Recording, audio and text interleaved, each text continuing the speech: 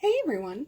So this is video number 3 in the new to scrapbooking video series that I'm doing. So last time we left off talking about different ways you can organize your photos, what you can use around the house to put them in. We went through a lot of those kind of details. This time around, I had given you some homework, which was to grab some photos that interest you, something that you would want to actually start to scrapbook. And so what we're going to do is we're actually going to start looking at how do we put that together. Now, I am going to pull in some information from the first video as a reminder, because at this point you do want to know the size of the scrapbook that you're doing.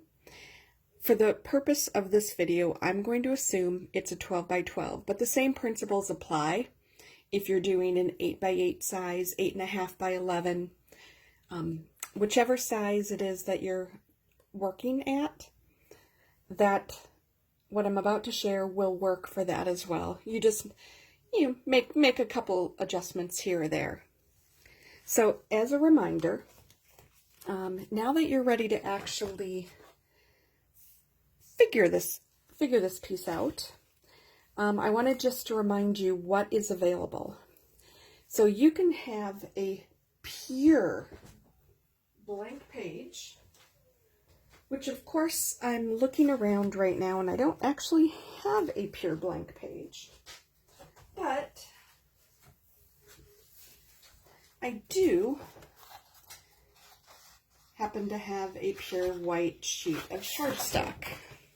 So again, a little hard because you're actually looking at this white, and I am just going to make a slight adjustment with the camera, so bear with me a moment. I want to try to get this whole thing in frame for you, or at least as much of it as possible here. Okay, so there's that edge. You get almost all of it. Okay, that'll work. So imagine this is a page, and over here, you've got your staples that go into, whether it's a post bound, whether it's the holes for your 3-ring, or whether it's like the Creative Memories with the staples for the strap hinge. So you can have a pure blank page, which is, for some folks, I mean, honestly, the scariest thing to do. But, there are other options, but we'll come back to this because ultimately that's, one of the things we're going to do here. So besides that, you also do happen to have an option if you're doing 12 by 12 size and you're doing an album that will work with the strap hinge style. You can do these fast to fab pages. These are the quick designs that already have a design on it, and it makes everything speed up for you. So for an example, I'm just going to go through a few of these here. So this one was natural disposition, so you can tell it's very earthy, muted tones. There is a page coming up. That's a favorite of mine. Not that one. This one's cute. So it gives a little bit of extra. This was one that I actually really like. And the thing to remember too is you can always flip these around. So for example, if that one seemed weird, that would be on the bottom, perhaps you just flip it over and now it's on the top. So you do have flexibility with these.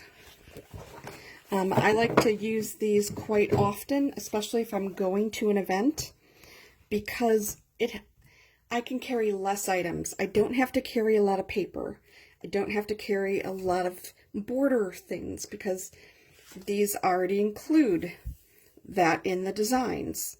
So it definitely helps out quite a bit for me for packing. And I've actually, in a one-day crop, I got there about 10 a.m., left at 7, and I did over 50 pages. Most of them were using Fast2Fab. And that's my all-time record. And I've never even come close since for a one-day crop, but you never know. So, okay, what other choices do you have? You have different kits you could put together as well. So this is Quick Quotes, which is a company that is well known for their scrapbooking kits, and this is what it would look like. Everything is inside of here. Sometimes you do have to make some cuts, but usually all of these embellishments are punch outs. But just kind of coming a little bit closer here for you. But that's what you can do, and then each one of these spots is what you could put your photos on, or, you know, use them for journaling or dates or whatever you want. So Quick Quotes is one company. Close to my heart is another company I have a lot of page kits for. Kiwi Lane as well. They are famous because they actually use kind of these curvature templates, which allow you to create these shapes and this dimension on the page. So they're another one. And then you can actually just, I technically kind of call these straight up die cuts. And I grabbed this one out because I think we all probably feel pretty close to that. Where it's literally just this overlay sheet, and then you can put your photos inside of there. And then back to the Kiwi Lane piece, because I realized I did actually grab this. Just so you know what I'm talking about when I talk about templates, they have these opaque templates here, and you lay them down where you want them to go, and you can stack them, and it helps you get a sense of what that page will look like. So for example, this page up here, this piece right here uses this one. And then down here, this is this with the secondary layer, which again you see here. So it's a great tool, and the nice thing about it is that you can figure out how you want your page to look before anything is down. So I love Kiwi Lane myself. Marcella's in this group, so if anybody has any questions about Kiwi Lane and you don't have an instructor, ask about it and I'll tag her for you, and she can answer those questions for you. Okay, so those are the style of pages that are available. I'm going to jump now into photos, because one of the things we wanted to kind of talk about was how do you figure out the coloring and everything like that. So I grabbed a few photos here. I do have a couple, you can tell I do have some duplicates because I asked the person to take some extras. And this happens to be, most of you know that I, let's put it this way, that I volunteer for a dog rescue. But I don't think many of you know that for 4 years, I also was part of WIRE, which is Women in Research, and I was a mentor to younger researchers that were starting out in their career, or in the case of somebody who might be switching careers into research mid-year. So for 4 years, there were different ladies that I assisted, and these just happened to be 2 of them. I've already scrapped photos from the other 2. And I don't take many photos. It is a year-long mentorship where you get together on the phone or in person monthly. Now, I did stop this in 2020. After 4 years, I was finding myself running out of fresh ideas. And I didn't want to just keep recycling the things, so I needed to give myself a break. And then we all know what 2020 did to us. And also, you know, with Pumpkin and her surgeries, which continued into 2021. So I did not renew for this year, but I do plan to renew in the future. But anyway, I thought these would actually be just a couple photos, so that's nice and quick. But some ideas of the next step. So you've got your photos. What do you want to do after that? You need to grab either your, well, again, we're going to imagine this is your blank page, because it's very valid to just put your photos on the page itself. Who says that you actually need to do anything else? For example, I could do something like this.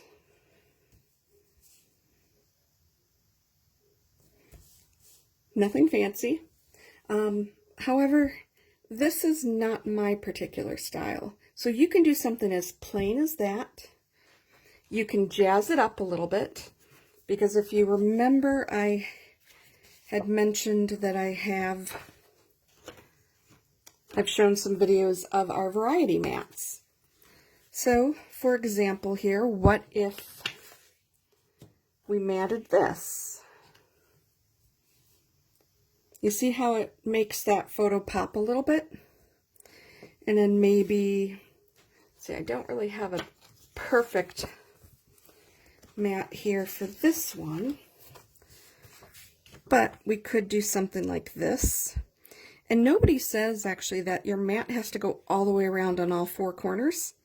You could do something like this if you wanted, which would, you know, highlight the top. Obviously you'd make it straight, but you could do that. You could do, you know, something like this.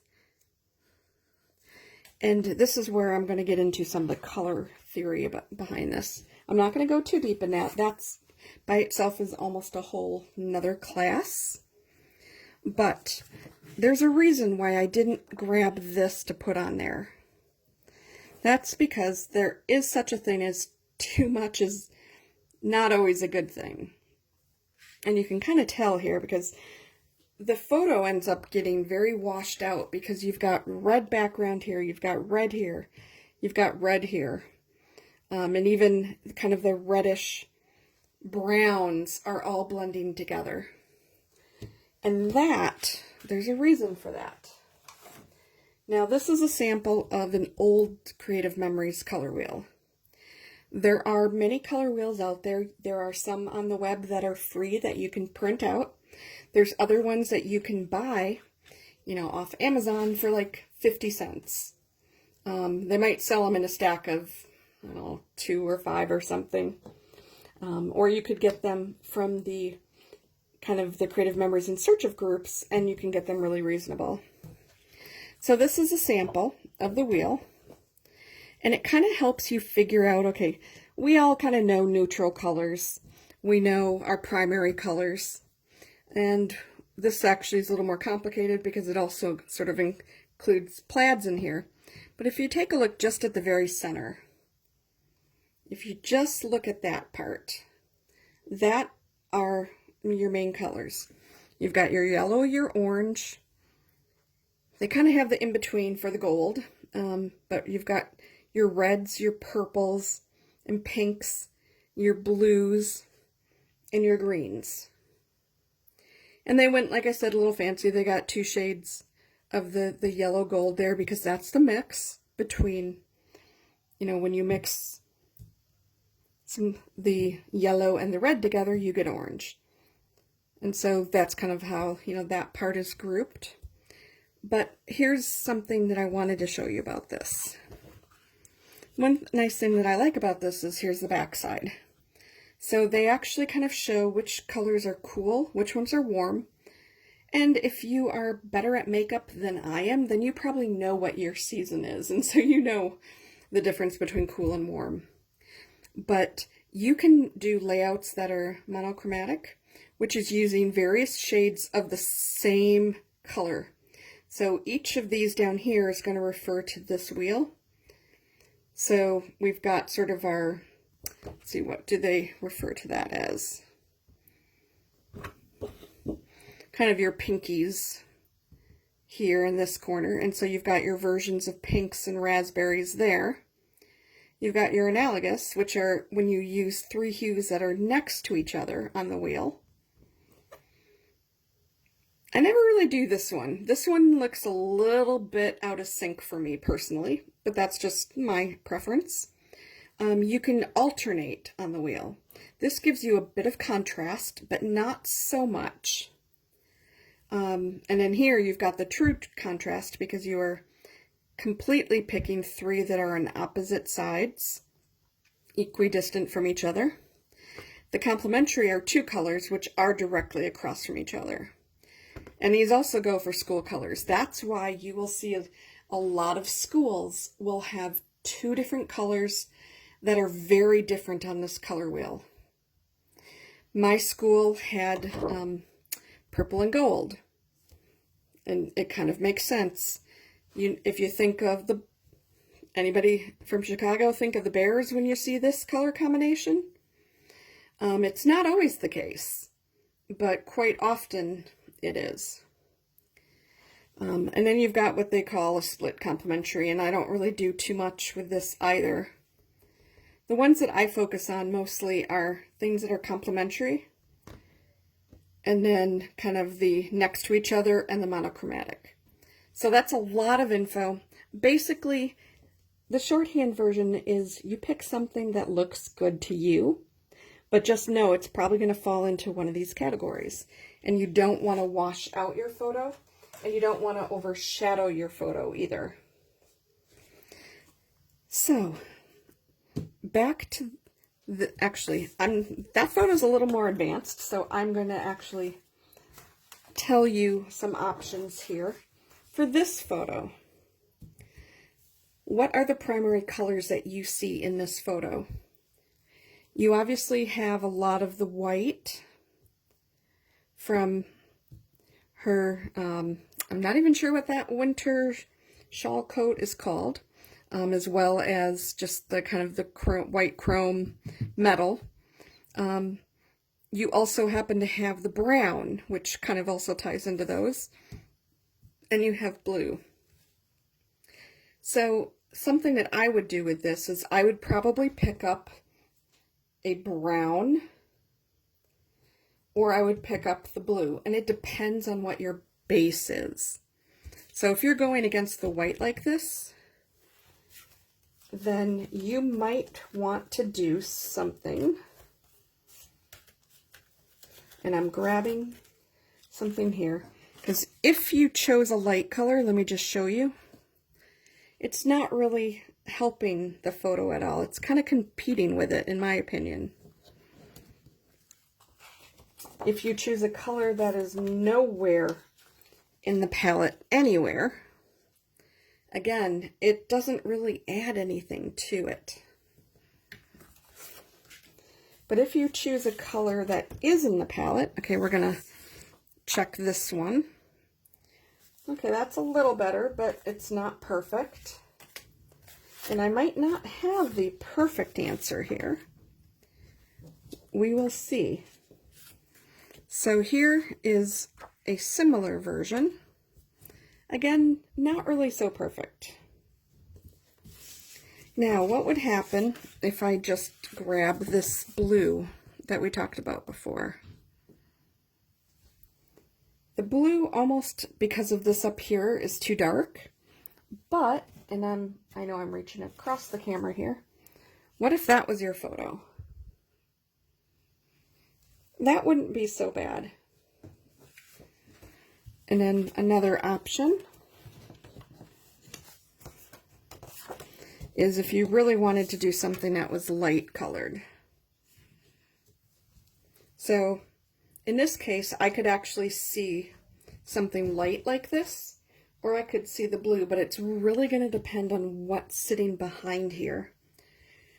I tend very, very seldom to put photos directly onto the page anymore. That is the style that I started with, and it's sort of what Creative Memories had introduced to people back in the 90s. But my style, like a lot of folks, has changed. Not everybody's. It's quick, it's inexpensive if you don't need paper. But I do find that it can be a little stark, because if I don't cover up enough of this white, it's a little bit too blinding for me.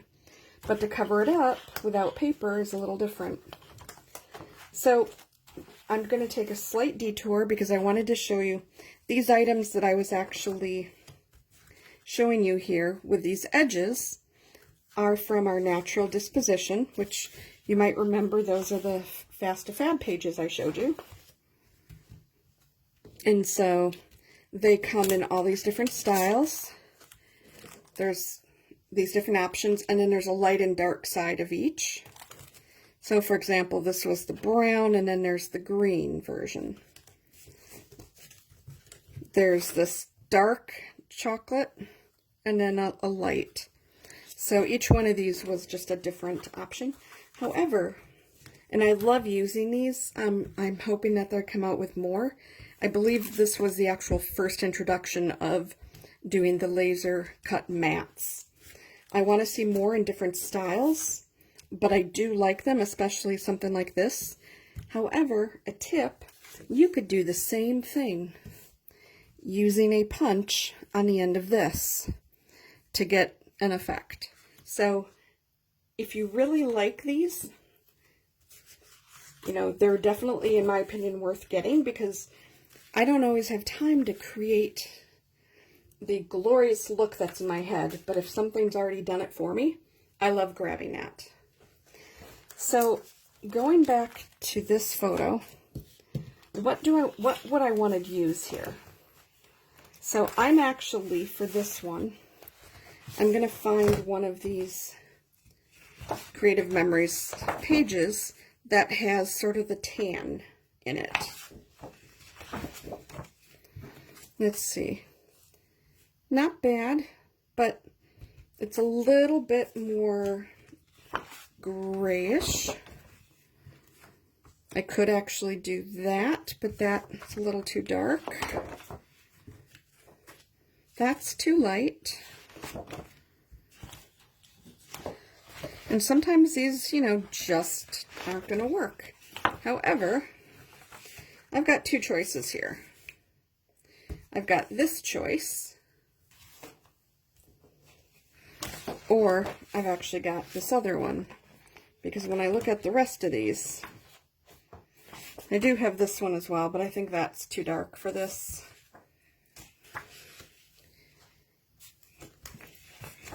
I like this. However, I actually like this one better. So this is going to be the one I'm going to use, and I have to think about how I'm going to present this. So I'm going to present this as a 2-page layout, because that's the way my brain always works. Or at the bare minimum, a new page layout. And I don't like starting a brand new section on this side of a page unless it's the beginning of the book. I like you to be able to flip it, and then there's your new info. So kind of that 2-page theme. And with that in mind, I'm going to actually put this here. So I'm going to sit down for a second.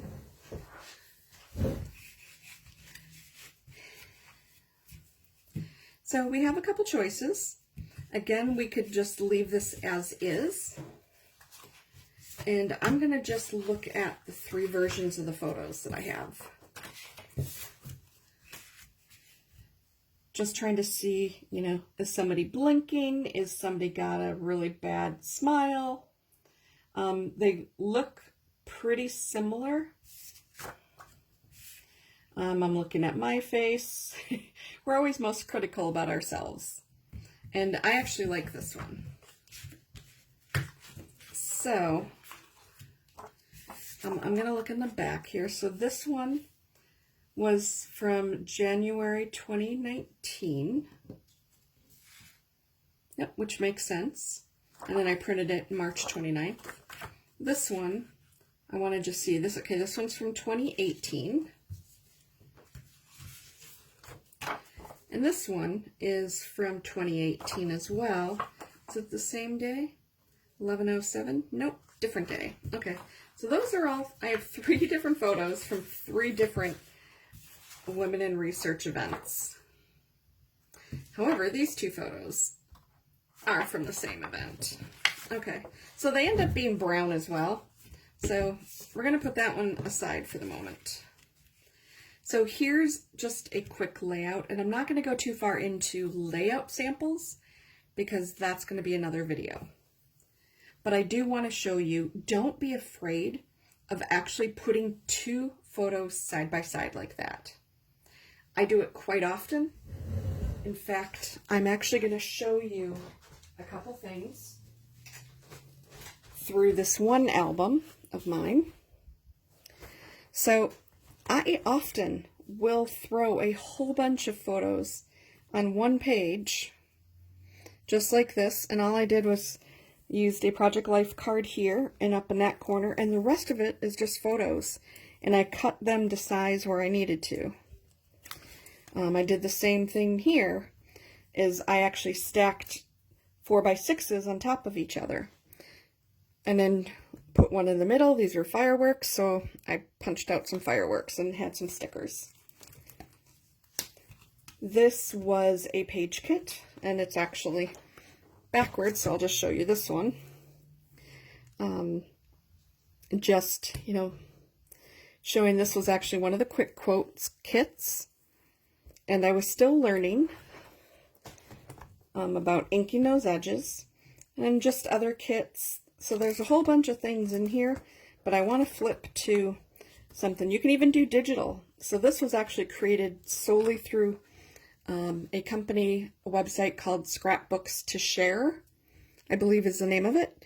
And for like $2 a page, they have layouts that are already pre-designed, and you just plop in your photos.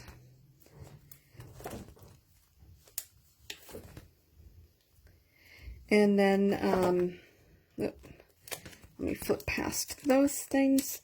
This one I wanted to show you because you don't need a lot. Even though this is a 12 by 12 page, maybe you've just got 6 by 6 booklets. And here, I actually just stuck 4 squares. These two are not even the same. This is a lighter version of that. But I kept this color in that monochromatic, and then this was kind of that contrasting. Or as they called it, complementary, but to me it's contrasting, frankly. And then you just put all 4 together and you put photos. And see, I don't mat all the time. And then there are times that, you know, I will. So you can always shrink your photos down. You can cut them. We have been taught in the past to make the center the focal point and not to leave a lot of extra space around the sides. However, I would recommend that you try to do photos both ways. Because if you do something like this, you don't have much cutting space. Whereas with something else, you actually can shrink it down. So when I showed you that die cut about, you know, we're glad to get rid of 2020, that's all this is. This was a black sheet with this stuff punched out, and all I did was put 2 photos in, and bam, it was done. This one here happens to be another one, and all I did was just change up the color behind it because it was white, and I wanted that pop of black. So there's so many easy things that you can do. And the end of March, the one Zoom crop that I am offering, which does have a $5 fee, the registration link is in that event tab, and it's already in the events section of my website or my Facebook page. But I'm going to be teaching you some very easy to do layouts, both with scraps that you already have, as well as some easy designs that you can do. So that's what that class is going to cover. So if you're interested in that, I would definitely recommend it. Again, just as a reminder, there is a small $5 fee on that one. And then, so again, we're jumping back here now. So I could, for example, say this, because I do have an album actually that I have done of my mentoring. So I could very easily just put that there, call it a day, and kind of be done with it. Instead, I could also take some of these other cards that I have here. For example, this one. And right now, because of the yellow in her thing, I might choose to use this yellow part. And so I could do something like this, and I would cut this obviously, but right now, since I'm not sure fully what I'm going to do with this layout, I'm not going to put it down on the page for you. But you could do something like this. You know, have this up here. And then here's where I would give the date, the time, you know, that info, who I was with. And then you could even, and this is a little fancier, you could even add in, I could just grab some ribbon. Wasn't sure if it would match, but you could take some ribbon if you wanted, adhere it to the bottom of the page. You could also do that on the side. You could put a couple side by side. There's a lot of things that you can have, you might have around the house already that would work for that. So here is what I wanted to leave you with on this part. Just remember, so I'm just going to quickly go through a couple other photos and what might I match this with. So here we talked about kind of the browns. This one, what would I do with that? I would probably look for possibly that yellow that's in there. I don't know if this set's going to have it because this is that natural disposition, and it's not. However, never fear, because I have other paper right here. So here's some in the everyday shades. That was part of the mystery box. Okay, that's blues and greens. Now this definitely gets a little Tuscan, but let's just see what would happen. That actually doesn't look that bad up here against the upper yellow. I would not probably recommend that. This is a little bit too close and too far apart. But that's definitely an option there. And I happen to have another sheet of that here. And look at that. I think that would actually be pretty cute. And then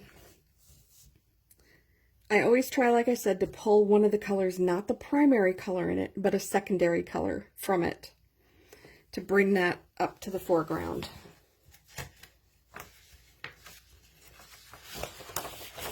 So I had said in here there were some blues. There is, but that just does not pop as well as that does. So this is probably what I'll use, you know, for this, either as the background paper itself or to actually mat it in.